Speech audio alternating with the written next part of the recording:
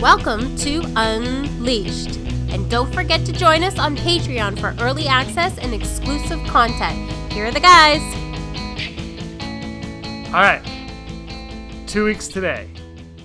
2 weeks at this time that this is up. I will be in the theater watching this little movie called Star Wars Episode 9, The Rise of Skywalker. The Skywalker saga is coming to an end. This is Al Schuler. Al will be watching Cats, and that's fine because to each their own. And sometimes I wish that Star Wars was a musical.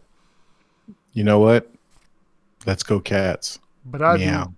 do. You think? But I do. Wait, would you go see Cats immediately if Adam Driver was in it? I would go see it twice.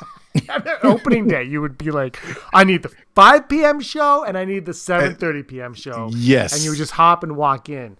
There'd be no way. You would have like an usher in the hall with a bag of popcorn waiting for you, and you just kind of pass it as you walk in. Exactly. All right. You know me so well. Well, I would do the same thing, and I'm guessing we would both. No, we're looking forward to Star Wars. It's coming out 2 weeks from now. But like a week ago today was Thanksgiving, American Thanksgiving, and I believe it was either that day or the Wednesday.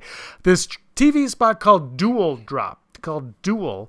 It had Duel of the Fates, which is a great piece of music, and I hope you hear it in this film. I'm sure you've read the leaks, and they probably mentioned you hear Duel of the Fates 3.7 times. But it was actually it was 4.25, and it was in the opening crawl only. Oh my god! They just like completely change it. That would be awesome. So anyway, this little movie's coming out. We're very excited about it. But in this TV spot, Emperor Palpatine, CVP himself, has more lines of dialogue. And when I first saw it, it kind of took me back. I was like, what? Because, before we only heard his laugh, and then your coming together will be your undoing, and things like that. But this one I thought was more telling, I want to say. It seemed like it had more importance to the story, and he says the final word, this is what he says. He says, the final word in the story of Skywalker. And then he does lightning. He doesn't actually do that. If you haven't seen it, he doesn't do that. But anyway, spoilers if you haven't seen this TV spot. But so anyway, I saw that and I was like, let's do a video. What were your first thoughts watching that trailer for the first time and hearing that dialogue? Yeah, I mean, it immediately got me hyped, right? Like I was like, oh, snap. Oh, it's going down now. But it really didn't resonate in terms of me thinking that it was any type of allusion to any major revelation in the movie. I just felt like it was kind of CVP talking up the fact that this is it. Like by the end of this movie, we will know we're closing the book on the Skywalker saga. Like this is a wrap. And I thought it might be just kind of a clever way to kind of work that into the dialogue in the movie, so to speak. But I didn't really dig too deep into it, but you're starting to make me wonder if I should have. Well, the reason why I dug a little bit deep into it really was because it's the Skywalker saga, and this is the last part of the Skywalker saga, and you bring back Palpatine. Why do you bring back Palpatine? That's all I could keep thinking is, why do you bring back Palpatine? Or how do you bring him back even? And then you look at it, it's like, Palpatine and Skywalker, the bloodlines are connected. We've seen the Force vision in the comic that alludes to perhaps Palpatine creating Anakin Skywalker. We know that he was very close with Padme on Naboo. So it stems early on. And it's almost like, if you think about it, you could go back and retcon it in a way where you say that CVP was actually the one that manipulated all of this into happening. He was there with Amidala. He's the one that made Amidala and Anakin kind of be introduced. He connected those two together. He created that relationship. He created the fear of her dying in Anakin's dreams. He created all this. He created the whole atmosphere around their relationship. And then, of course, he creates Darth Vader. And then Anakin creates... and Padme create children that the Emperor doesn't know about, or just kind of lets go away because he knows that eventually those children will come back and they will be his new apprentices. But also this could also mean that the only thing that could possibly defeat Sheevy Palpatine is the one thing he did create, which is the Skywalker bloodline. And that is actually what this whole bringing balance to the Force is taking out the Palpatine bloodline. And so by doing that, it's just, so when I heard that line, that's, for whatever reason, that's where my mind took me. Okay. Yeah, and I mean, I think there's something to that, definitely, because I feel like Palpatine really didn't get to have the final say with regard to the fate of the Skywalkers. I think he definitely was manipulating that situation with Anakin, and that he was, that was a part of his plan to create the Empire and to take over the galaxy by using this child that was supposedly the chosen one and turning him to the dark side. I don't think that was necessarily his plan from the beginning. I think it kind of changed a little bit as or once he was made aware of Anakin emergence, if you will, his discovery. And it's kind of debatable maybe in terms of him actually creating Anakin in the womb. I know they've inferred that. And if that is the case, then that kind of lends more, I guess, credibility to this idea of him wanting to be the final word in the story of the Skywalkers. And I think that's where it kind of comes from.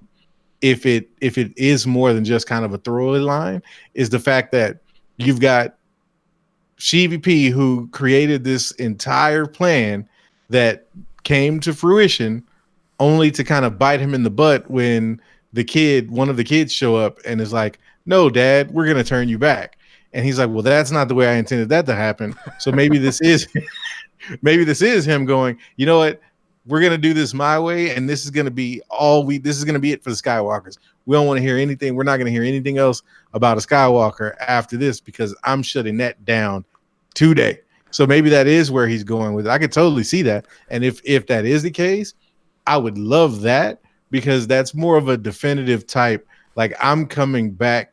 I'm here to finish what I started. And it's a really interesting kind of rhyme to what we got from the original trilogy, and watching Vader be redeemed by Luke, and this whole idea of kind of finishing what you started, so to speak, coming full circle with Ben and Rey and Palpatine kind of at the end of Rise of Skywalker. So yeah, it could definitely be that. I liked what you said there when you said, when you were going on that, this movie is like, I'm like, right now I just want to open up my iPad and look at all the leaks, or just watch the movie on iTunes already is what I want to do.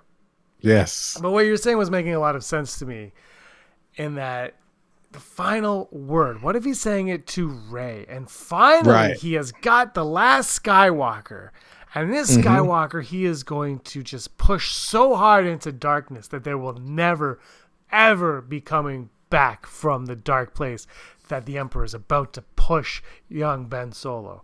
That's an idea right there. And that is something that, to all our Bendemption supporters out there, everybody that wants Bendemption, that's something where he could kill his father, but if you see Sheevy P pushing somebody so far, and you're like, this guy's never coming back. This is the end of the Skywalker bloodline for good. I am seeing to it. I'm doing what I didn't do from the start with Vader. This is happening. And Rey's the one that says, well, this can't be. Then you can that even opens the door, I think, to Kylo Ren's redemption. Yeah, absolutely. Absolutely. Because that could be kind of the thing that allows Kylo / Ben Solo to realize that he's been a pawn this whole time. If Palpatine is dead set on finishing or closing this Skywalker saga, basically shutting this bloodline down and wiping it from history, so to speak, almost, that could be the thing that where Kylo realizes this is my moment, this is my opportunity, this is the thing that I was meant to do.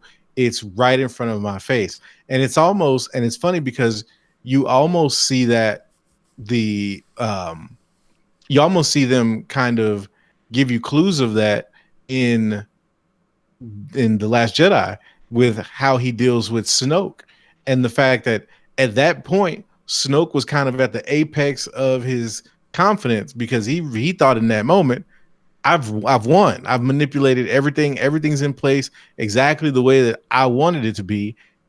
There's nothing that can stop me. Oh, except for the fact that your apprentice is tricking you and you didn't realize that he's about to kill you. And it could very well be the same type of deal with Kylo and Palpatine, where Palpatine's in this moment of power thinking, I finally got the last Skywalker right here at my disposal, and I'm about to corrupt you to a point where you cannot come back. And Kylo's like, you know what? Damn all that Kylo Ren stuff.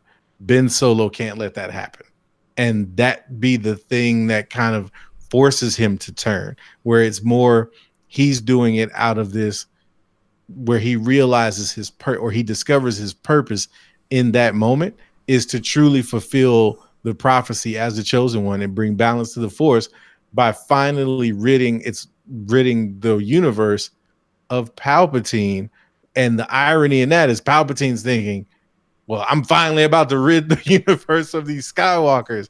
And it's like, no, not yet, homie. Pump your brakes. But do you think that's too similar to what we just saw one movie ago? Like we just saw that with Snoke, like you said. So do you think they would do that again? I think, you know what? I actually think they would. Yes. That's that. I was just going to say, I'm like, we are talking about J.J. Abrams and the Disney Lucasfilm Story Group, right? It's true. It's just, I feel like, and I said I didn't think Luke was going to die in 8 because Han just died, and then they decided to do that. So you might be right. I could see it. How do you kill CVP though? Like, how do you finally destroy this thing? That's the question, and that's going to be where I think we realize what the true intent of this Rey / Kylo connection is supposed to be. Is somehow that connection, that combination of Force power is going to be what overtakes Sheevy. I think that's going to have to be what does it.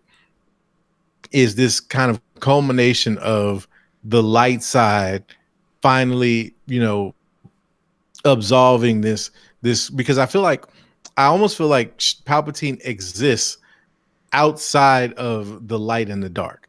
I think he's such a just ridiculously despicable, evil creation or entity that he's not even like, he's manipulated and perverted the Force in such a way that the light and the dark are like, we got to get rid of this dude because he's the big problem. And and I think that's where you're going to see kind of Kylo and Rey somehow coming together to vanquish this ultimate evil, which is Palpatine, because I think Palpatine's kind of the dude that's been playing with playing dice with loaded dice. Like, he's been shooting craps with loaded dice and the whole time. And it's like, okay, look, there can't be any balance if you've got this dark side dude, this Sith, that's just constantly tipping the odds in his favor, constantly manipulating everything. We've got to remove this guy from the chessboard. And I think that's kind of what I would like to see them set up in 9, is this idea of, now that Palpatine has finally been dealt with, the universe and the Force itself can move forward in a more natural way, and we can kind of see the manifestations of that going forward now. But the priority being kind of Palpatine having to be taken out of that. Yeah, and when you think about it, George Lucas always said, well, balancing the Force doesn't mean it's all Jedi, because that's not balanced either. It's if it's all Sith or all Jedi, it's not balanced. And what you just said about Palpatine is, well, maybe he's the one that's bringing this off balance. Maybe you need dark and you need light, but this thing is bigger than both. Maybe Right, the dark side exactly. isn't actually that dark. Maybe CVP is that dark, and they got to off him. And so you see the coming together of the dark side and the light side, and Rey and Kylo Ren, Hmm. and coming together and extinguishing the flame of Darth Sidious once and for all. Yeah, I think so. I think so. And I think it ends up being kind of the play on his own kind of proclamation is, this being the final, he's saying that this will be the final word in the Skywalkers. Whereas, nah, man, actually, this is gonna be your final word, dude. Like, ain't nobody gonna be talking about Palpatine after this. And I think that's ultimately hinted at with the title of the movie. And that rise of Skywalker, if you will, is going to be what ends up overtaking CVP and all of his dastardly deeds. Dastardly deeds of CVP coming next year on Disney Plus. Exactly. And then and then at the very end of the movie, that's when a redeemed Ben, picks up CVP off the ground, rips off his mask, and he reveals himself to be Jar Jar Binks. And he says, and I almost got him. Misa almost got away with it if it weren't for you, the meddling kids. I would watch that every day of the week. Nonstop. I would wake up early on Saturdays with a bowl of Cheerios and just scarf it down and watch it. It'd be phenomenal. I would be like, sequel trilogy redeemed. Everything's redeemed. That would be amazing. Right.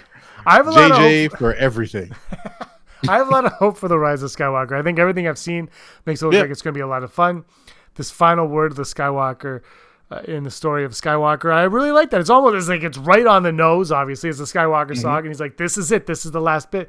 So I think, they're going to be connecting a lot of dots. Like J.J. Abrams said, he's going to be connecting a lot of dots in this, but also he has to connect the dots that he created in 4 years ago in the Force Awakens. Right. He's got to connect it all, and, that's on him. He's the one that created this mystery box without answers, and now he's got to find those answers, and he's got to find answers to questions that weren't even posed because they decided to make 3 more of these movies.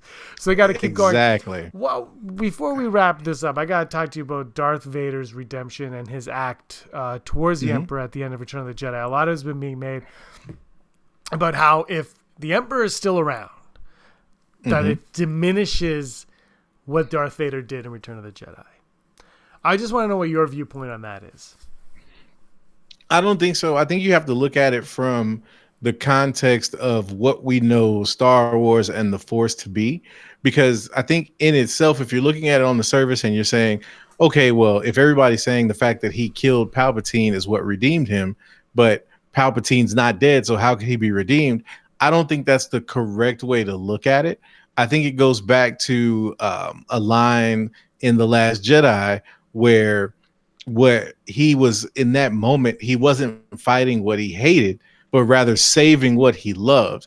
He was saving his son, and that was what redeemed him, was that this person who was, had spent the last 25, 30 some odd years as the personification of evil, or his right-hand man, at least, makes this choice to overthrow that evil for the love of his child. And that, act is what redeemed him. The fact that he was able to kind of move away or push away all of the temptation of the dark side in order to save Luke. So I always looked at it that it was the act itself, not necessarily him killing Palpatine, but rather him saving his son, that redeemed him. And that was, and I think that it kind of built to that with with Luke constantly being adamant that he could save his father, and then ultimately his father being the one to save him, which led to his redemption. And so that's kind of the way I looked at it. I've always looked at it with Anakin and Vader. And so even though Palpatine is back now, I don't think that diminishes his redemption in that sense, because it wasn't so much that, okay, well, you're welcome, world, I just got rid of Palpatine. It's, you know what, I was doing this because this was something that this was it was more of a direct connection. I always kind of compare it to that crazy conversation in the Matrix with the architect going crazy with Neo, and how he explains to Neo that Neo's purpose of the one as the one is to save humanity, but Neo's connection to that purpose is way more zoned in his instance, because he's more focused on just Trinity. He wants to save Trinity at all costs. He's not thinking about saving the world. And it was kind of that little small detail that kind of allowed things to kind of go a different route to allow for peace and all of that good stuff. And so I see it the same way with Vader. It wasn't so much that Vader was like, I've got to throw Palpatine over this into this abyss to save humanity. It was, no, this guy's going to kill my son. As a father, I can't let this happen. And that being the thing that redeemed him. And I think that's the most important thing that can be brought up, is that as much as this is about a galaxy and a universe, it's about a family. And that's why it's called the Skywalker saga. Love conquers all. Love is what saved Luke Skywalker. It is what redeemed Anakin Skywalker. Even if you don't think he was fully redeemed, that's fine. It's the reason why he's allowed to be a Force ghost at the end of the movie. It's because love came in and saved the day. And to our point on our live stream earlier this week, that's why I kind of think on some level Reylo will be a thing. To what extent, I'm not quite sure. I don't know how far I buy into one. I don't think there's going to be a huge makeout sesh. That's just me. Yeah. But I do think that there will be compassion, at least for one of them, or for both, that they're all each feeling towards each other. That is what's going to come together, and is what's going to save the day in all of Star Wars. I think Star Wars is a very simple story. It's not overly complicated, and you can overcomplicate it all you want, but at the end of the day, it's Anakin loves Padme. He can't save her, so he turns to the one thing he thinks can. Luke loves his father, and so he sacrifices himself to save his father, essentially. And then his father's like, whoa, wait a minute. And so Vader's like, I got to come up and do this. So that's what it's all about. Like you said, Luke wasn't going on the second Death Star to kill his father. He was going there to bring it back. Right. Absolutely. And that was mission accomplished. Yeah. All right. That's Unleashed. That is the final word of this Unleashed. I can't wait for this movie. I cannot wait. I can't wait to talk to you after we see this thing. Oh man, like I'm gonna be blowing you up because you know how hard it is sitting here with this leak information. I'm just like, I bet. I can't wait. I can't wait to talk to you about it. Maybe we can get you on that live stream on the 23rd when we do it right after, because it's gonna be a lot of fun. Oh yeah. Well, I can tell you, I actually put in, before I left the office today, I put in my time. I will be off from the 20th or actually the evening of the 19th, because I'm taking my daughter to see it the 19th. I'm off the 20th. I'm gonna go see it again that night. But I took that day so that I could do as much live streaming and reaction stuff as possible, because I'm gonna have to talk to this. I'm gonna have to talk about this with any and everybody, because I'm gonna have a lot to say. We're gonna do a lot of videos here. We'll have a lot of reviews. It's gonna be a great time. Oh, cannot wait. Yeah. Anyway, anything you want to plug? No more Dead Nerds though. Anything else? Yeah. That last check from Josh bounced, so no more Dead Nerds plugs here. Man. Mine bounced too. I don't know, man. Let's get it together, Josh. We need you to work that out. He's spending all his money at Galaxy's Edge right now. Yeah, exactly. Like, I'll have a lightsaber and blue milk and a holocron and green milk. Yes. And then watch him find a Baby Yoda booth, and it's just over. He's like, oh man, God damn you, Josh. If only. Yeah, he probably did too. Right, exactly. I hate Josh. You think he thought about us? You think he got us anything? No. He might have, but he kept it. He was like, well, I can have 3 of these. Exactly. Actually, he did. He bought me. When The Last Jedi came out, I was right before it came out, like a month before everybody hated it. I wanted a Porg really badly, but in Canada there was like no Porg anything. So he was at Target. He goes, "Look at this!" And it was like this. I have it downstairs here, but it was like this little plush thing like that on a keychain hook, and you squeeze it, and it went, rah! And he mailed it out to me. He actually bought me when I mailed it to me. He goes, "Dude, the shipping was more than the toy." So, and then he called me. He called me when Last Jedi came back, and we talked for 10 minutes, and it was a $22 phone call.